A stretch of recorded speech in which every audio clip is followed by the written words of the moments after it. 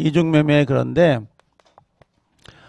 이 이중매매는 거의 100%가 사례 문제라고 생각하면 돼요. 사례 문제로 생각해서 문제가 반드시 배정이 된다고 해도 과언이 아닐 정도로 좀 꼭 꼼꼼하게 봐야 될 필요가 있는 것 중에 하나인데, 읽어보면 자, 갑이란 말 보이죠? 갑이 동그라미 쳐볼래요? 갑이 을에게 자기 소유 토지를 매도하고 매매 대금을 수령하였으나 끊어봐요. 이때 이 매매 대금을 수령했다라고 하는 것은 최소한 중도금 이상은 넘어가야 돼요. 중도금 잔금은 넘어가야 되나요? 을 앞으로 이전 등기를 하지 않고 있던 중 끊어요. 이를 기화로 다시 토지를 병에게 매도하고 병 명의로 소유권 이전 등기가 종료되었다라고 되어 있습니다. 이 경우 갑과 을과 병의 법률관계 이렇게 되어 있죠. 자, 이제 이걸 중간에 지금 비어 있잖아요. 이걸 좀 써서 정리를 할 필요가 있는데, 이중매매는 우리가 반사의 질서, 이중매매, 그 다음에 불공정 법률행위 이렇게 이야기할 때에 상당히 사례 문제로 좋은 문제인데, 될 수 있으면 사례형은 다른 건 없어요. 그냥 그대로 외워버리는 게 제일 좋거든요. 지문화 시킨 다음에. 그래서 갑이 부동산을 하나 갖고 있고 이렇게 을이라는 사람하고 둘이 매매계약을 체결했다라고 돼 있어요. 근데 매매계약을 체결하긴 했는데 문제는 여기서 뭐가 들어가 있냐면 요게 들어가 있어요? 안 들어가 있어요? 이게 을이라는 사람이 이중매매는 여기서 요렇게 뭐가 들어가야 돼요? 중도금이다 라고 하는 거 있죠? 중도금이나 잔금은 넘어가 있어야 돼요. 만약에 중도금이 넘어가 있지 않는 상태에서는 이중매매 계약이 나올 수가 없는 게, 우리 계약법에 가면 해약금 해제라고 하는 게 있던 거 기억나요? 교부자는 포기하고 수령자는 배액을 상환하고 계약을 해제할 수 있다. 그런 내용이 나와요. 그래서 아예 계약금만 지불된 상태에서는 해약금 해제가 인정이 돼 버리기 때문에 이중매매가 나올 수가 없게 돼요. 그래서 반드시 뭐라고 되어 있냐면 중도금 이상은 넘어가야 돼요. 그래서 혹시 요거부터 정리해 볼게요. 1번.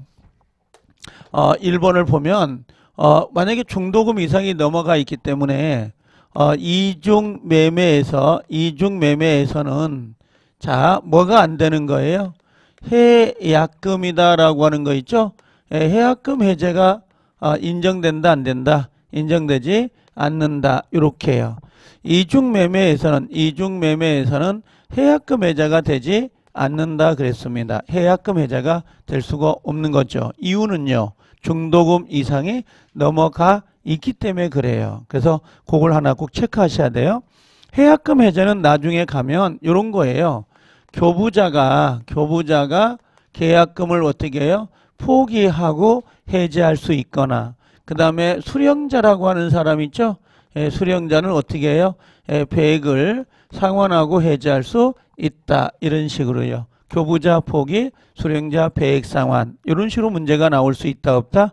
이건 나오면 안 돼요. 이런 식으로. 자, 두 번째 이제 다시 와볼게요. 갑이 이 사람한테 등기가 넘어갔어요? 안 넘어갔어요? 안 넘어갔죠. 그럼 소유자가 갑인가요? 을인가요? 지금 현재? 갑. 을이 아니죠. 등기는 지금 누구한테 있어? 갑. 근데 갑이 요걸 기원해서 누구한테? 병이라는 사람에게 이렇게 2차 매매가 돼요. 2차 매매가 되고 요 병 앞으로 등기가 이렇게 넘어간 거예요. 이런 식으로. 그러면 원래는 지금 뭐가 있었어요? 1차 매매가 이렇게 있었던 거죠. 1차 매매가. 근데 지금 뭘 한 거예요? 지금 이렇게 2차 매매가 들어온 거죠? 이런 식으로. 그럼 원칙적으로 이 이중매매라고 하는 건데, 이중매매는 유효입니까? 라고 묻습니다. 자, 2번. 이중매매는 원칙부터 써볼까요? 원칙은, 자, 1번. 자, 유효의 무효의 결론은요? 유효죠. 그런데, 자, 병이란 사람이, 병이 누구예요? 이 매수자죠. 병이 1차 매매가 있다는 사실을 알았어요? 몰랐어요? 모를 수 있죠. 선이. 또는 뭐예요? 알 수도 있죠. 악의자가 된다고, 이런 식으로. 그럼 선이 악의를 뭐 한다? 불문하고 소유권을 취득할 수 있다, 없다? 취득할 수 있다. 그러면 여기서 조심을 해야 될 건 어느 부분이에요? 여기 악이란 부분이 상당히 중요해요. 악이. 1차 매매가 있다는 사실을 알았다 하더라도 누구는요, 병은 소유권을 취득할 수 있다라고 하는 거죠. 그럼 여기서 실제는 누가 개털된 거예요? 예, 을이 완전히 개털된 거예요. 개를 잡아먹어야 되는데, 아니, 개를 잡아먹으면 안 되지. 그죠? 동물을 사랑해야지. 자, 개만 털을 날리는 거야. 알겠죠? 털을 뽑았네. 자, 그러면 여기에 을이 이제 문제가 되는 거잖아요. 그럼 을은 결국은 등기 가져올 수 있다, 없다? 없죠. 그럼 을은 어떻게 해야 되겠어? 을은, 갑에게 뭐? 오케이. 을은 화살표 조심하세요. 누구에게? 갑에게 뭘 청구해요? 근거. 채무 불이행이라 그러죠? 그럼 채무 불이행 중에 어디에 해당되는 거? 이행지체, 이행불능, 불완전 이행, 어디? 이행? 이행불능. 이걸 이행, 불능이라 그래요. 이행불능이라고 하는 것은 이미 등기가 병에게 넘어가 있기 때문에 을에게는 등기를 가져올 수가 없는 거거든. 이걸 뭐라고 그래요? 이행불능이 돼요. 이행불능. 요걸 조심해야 돼요. 이행불능이 되니까 당연히 을은 갑에게 최고를 해야 안 해요. 이행불능은 최고할 필요가 없다. 어차피 등기 주세요라고 청구해도 등기가 넘어올 수가 없거든. 그래서 여기는 최고를 하지 않고, 그렇죠? 계약을 뭐 한다? 해제하고, 그 다음 또 뭘 청구해? 손해배상을 청구할 수 있다, 없다? 있다라고 들어가요. 보여요?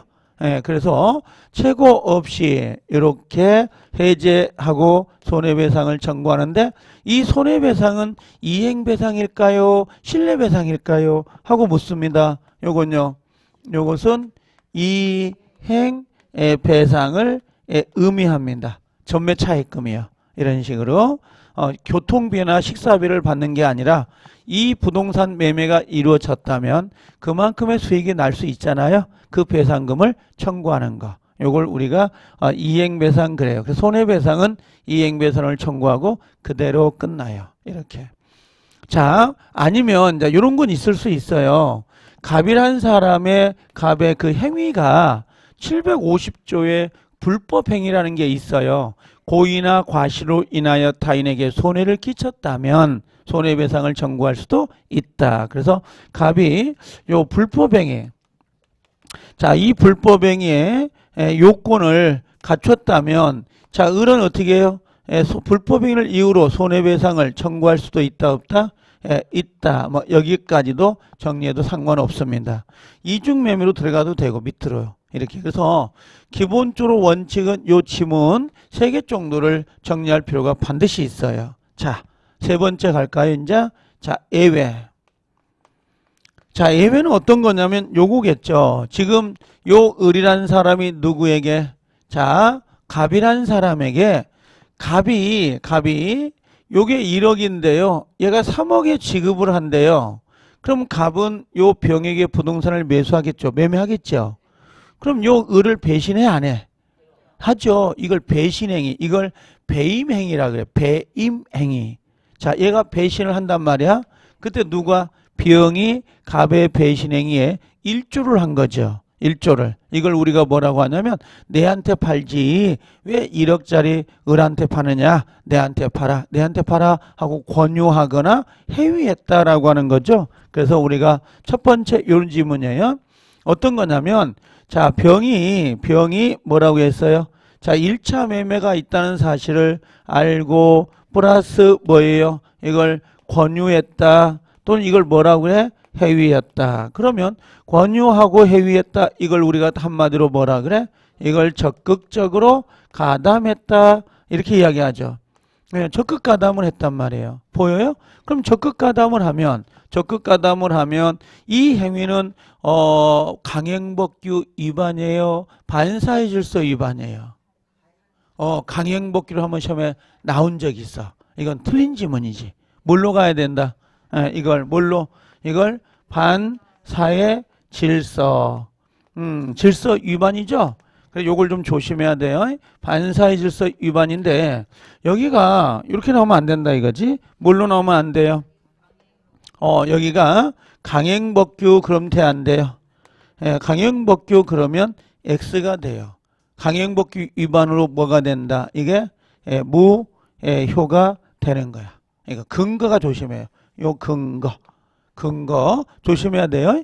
자, 그러면 두 번째, 지금 병이란 사람 앞으로 넘어간 요 병의 등기는 유효에 무효에 무효. 그렇죠? 근데 이 무효는 절대적 무효, 상대적 무효. 오케이. 절대적 무효. 그럼 절대적 무효라고 했어요. 그럼 얘가 지금 무효죠. 나온 김에 미리 빼버릴게. 얘가 한 번 더 팔 수 있죠. 그렇죠? 근데 얘가 누구라는 거야? 선이라는 거야. 그럼 이 사람은 소유권 취득할 수 있냐고 물어봐요. 취득할 수 있다 없다? 없다. 그래서 절대적 무효인데 요게 정에게, 자, 선의자에게 매매가 됐어요. 선의자에게 매매가 돼서 넘어갔다 하더라도 얘는 소유권을 취득할 수 있다 없다? 없다. 이걸 뭐라 그래? 절대적 무효. 이렇게 이야기를 해요. 자, 하나 더 해볼까요? 세 번째. 그러면 이게 을은 누구에게? 요 병이라는 사람에게 직접, 을은 병에게 직접 요 등기 말소를 청구할 수 있어요 없어요? 없어요. 왜는 소유자가 아니요. 그렇죠? 진정 명의자가 아니죠. 소유자가 아니니까. 그래서 여기 을은요, 누구에게? 병에게 직접 말소가 된다 안 된다? 안 돼요. 직접 말소할 수 없도록 돼 있어요. 그럼 뭘로 가는 거야? 그러면 여기는 누구를? 갑을 대위해서 뭐한다? 말소한다. 이걸 뭐라고 불렀어? 이걸 채권자 뭐라 그래요? 대위권 이렇게 이야기해요. 채권자 대위권. 이걸 채권자 대위권. 직접 말소는 돼 안 돼? 안 돼요. 근데 여기서 문제가 되는 게 가끔 동영상을 보다 보면 저한테 이게 우리 동영상 쪽에 메가렌 쪽에서 질문이 와요. 어떤 질문이냐면 요 갑하고 그다음에 요 병 사이는 몇 조 위반이에요? 103조 위반이잖아. 그럼 쌍방간이 반환 청구가 돼 안 돼? 얘도 반환 청구 안 되고 얘도 반환 청구 안 되죠. 그렇죠? 그런데 요 채권자인 을이 누구를? 갑을 대위에서 말소한다 그래요. 대위라는 건 이 사람이 해야 되는데 하지 않으니까 채권자가 대신하는 것을 채권자 대위권이라 그래요. 근데 지금 이 둘째는 103조 위반이죠. 그럼 원래 요 갑은 요 등기를 말소 청구할 수 있어 없어? 원래 없는 거잖아. 없는데 어떻게 채권자가 이걸 대위합니까? 이렇게 들어오는 경우가 있다고. 제 말 알아들으면 좋은데. 쌍방간이 반환 청구 안 되는 거죠? 얘도 못하잖아. 근데 이 채권자가 이 사람을 대위한단 말이에요. 그렇죠? 이걸 질문하신 분들이 있더라고. 똑똑한 거죠. 근데 처음에는 불편해. 그러니까 그런 거 질문하지 마. 알겠죠? 이걸 논의가 많이 됐을까 안 됐을까? 엄청 됐어. 이게 어떻게 말도 안 되게 갑이라는 사람이 말소 청구할 수 없는데 어떻게 채권자가 이 사람을 대신해서 행사해요? 아니 얘가 행사를 못하는데 어떻게 대위가 되는 거야? 하고 사법고시도 25점으로 문제가 나오기도 했었어. 이 논거 때문에. 근데 여러분들은 그러지 말고 그냥 대위에서 말소한다. 직접 말소한다. 대위 말소. 거기까지만 기억하자고. 아셨죠? 나중에 진실을 까드릴게. 자, 여기까지는 아시겠죠? 직접 말소, 대위 말소. 대위 말소. 자, 이제 3번. 4번을 하나 더 쓸게요. 4번에 이걸 물어보는 사람이 있어. 통정허위 표시는 채권자 취소권이 되거든요. 근데 여기는 채권자 취소권이 돼야 안 돼요. 이게 안 된단 말이에요. 그럼 왜 채권자 취소권이 안 되냐? 채권자 취소권은 우리 전범위는 아니지만 406조에다가 금전채권을 전제로 한다고. 돈 빌려줬는데 돈을 안 갚는 거야. 그렇죠? 돈을 안 갚으면서 그 사람의 재산을, 유일한 재산을 빼돌리는 거지. 근데 지금 여기는 채권자는 갑과 을 사이가 무슨 관계? 돈관계야? 등기관계야? 등기야. 돈을 빌려준 게 아니야. 금전소비대차 계약이 아니라 매매가 된 거야. 매매를 바탕으로 등기를 안 해주고 있기 때문에 이 채권자 대위권을 행사할 수 있다 없다? 예, 없다라고 하는 거예요. 이게 안 나온다고. 무슨 말이야? 아니, 취소권이 이게 알겠죠? 대위권은 돼 안 돼? 돼. 취소권은 안 된단 말이야. 자, 5번에 자 뭐가 있냐면 여러분들 이게 진짜 소유자야 아니야? 아니지. 그러면 을은 이게 나와요. 진정 명의 그 회복이 되냐고 물어봐요. 을은 소유자야 아니야? 아니니까 여기서 진정 명의라는 게 들어오면 돼 안 돼? 안 된단 말이야. 진정 명의 회복을 청구할 수 있다 그러면 X가 되는 거야. 아셨죠? 그 다음에 나중에 가면 세 번째, 요 다섯 번째, 여섯 번째. 자, 여기를 해볼게요. 여기까지만. 지금 만약에 을이라는 사람이 등기가 있잖아? 그럼 이 친구가 얘 때문에 손해를 입은 거죠. 그렇죠? 얘 때문에. 얘가 적극적 가담 안 했으면 등기가 이미 넘어오고도 남았어. 근데 얘가 적극 가담했지. 그럼 을의 입장에서는 얘가 불편한 애죠. 그래서 누구는요? 을은 누구에게? 병에게 뭘 청구해?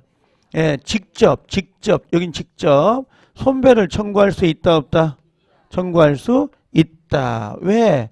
직접이죠. 손해배상 가능하다라고 하는 겁니다. 왜요? 왜? 얘 때문에 내가 손해를 본 거니까. 알아듣죠? 하나 더요. 7번째. 만약에 이 친구가 대의 말소하러 갔어요. 등기를. 그랬더니 얘가 뭐라고 하냐면 얘가 나 있잖아. 얘한테 돈 준 거 있다. 매매대금. 나 매매대금 못 받았으니까 나 이 집에 유치권 행사해서 등기 못 넘겨줘. 이렇게 생각할 수 있을까 없을까? 있겠지. 근데 유치권은 나중에 가면 결련성이 있어야 되는데 이 매매대금은 결련성이 없어. 그래서 혹시 여기서 유치권이란 말 나오면 돼 안 돼? 유치권을 행사한다 그러면 X가 돼요. 이렇게. 그래서 실제 지금 시험에 나올 수 있는 이중매매는 다 나온 거예요. 이렇게. 알겠나요? 자, 그래서 이게 나중에 가면 지금 여러분들은 모를 거예요. 이 이중매매가 나중에 적용이 되는 경우가 부동산하고 취득시효에서 문제가 돼요. 취득시효에서도 적극가담이라는 게 있고 그 다음에 부동산 실권이자 명의등기에서도 적극가담이라는 게 들어오게 돼요. 나중에 가면 연결이 되는 부분인데 여기는 안 해도 될 것 같아. 일단 요렇게 뭔가 정리를 해서 여기다가 뭔가 넣어둘 필요가 있습니다. 이해되시나요? 네, 그래서 요 이중매매는 올해 시험에 좀 장황하게 그런 게 아니라 시험에 나올 수 있는 지문을 다 지금 빼려다 보니까 이렇게 넣은 거예요. 그래서 요걸 하나 꼭 체크하고 계실 필요가 좀 있습니다. 아셨죠?